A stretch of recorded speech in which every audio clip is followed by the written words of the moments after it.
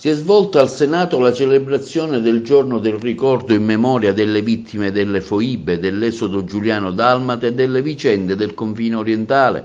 Alla cerimonia è stato presente il Presidente della Repubblica Sergio Mattarella, oltre al Presidente del Consiglio Draghi e alla Vicepresidente della Corte Costituzionale Daria De Pretis, il Ministro degli Esteri Luigi Di Maio, il Ministro dell'Istruzione Bianchi, il Presidente della Federesuli Giuseppe De Vergottini e alla Vicepresidente Vicaria Nazionale dell'Associazione Nazionale Venezia Giulia e Dalmazia Donatella Scultor. I saluti anche del Presidente del Senato Elisabetta Alberti Casellati e del Vicepresidente della Camera Rosato.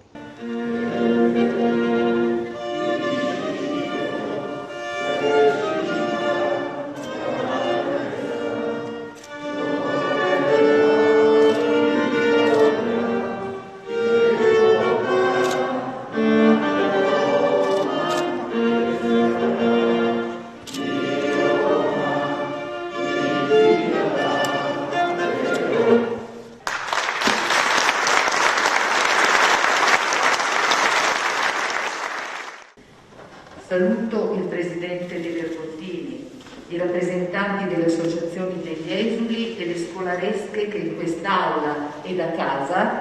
partecipano a questo importante momento. Celebriamo oggi il giorno dedicato alle vittime delle foibe e al ricordo dell'esodo giuliano-dalmata. Un appuntamento che anche quest'anno ci riunisce nella solennità del Parlamento, cuore della democrazia, per riflettere su una delle più grandi tragedie del Novecento e per proseguire il comune cammino contro ogni forma di oblio, nella consapevolezza che la memoria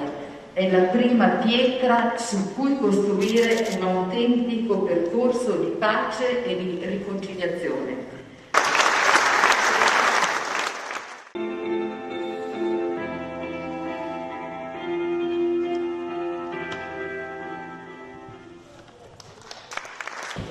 Signor Presidente della Repubblica,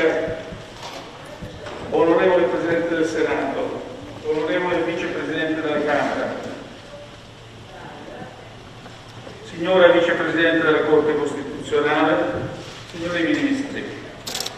desidero prima di tutto ringraziare i rappresentanti delle associazioni degli esuli istriani, fiumani e dalmati e dell'Associazione Nazionale Venezia Giulia e Dalmazia per le loro parole di oggi e per i loro sforzi di tutti questi anni.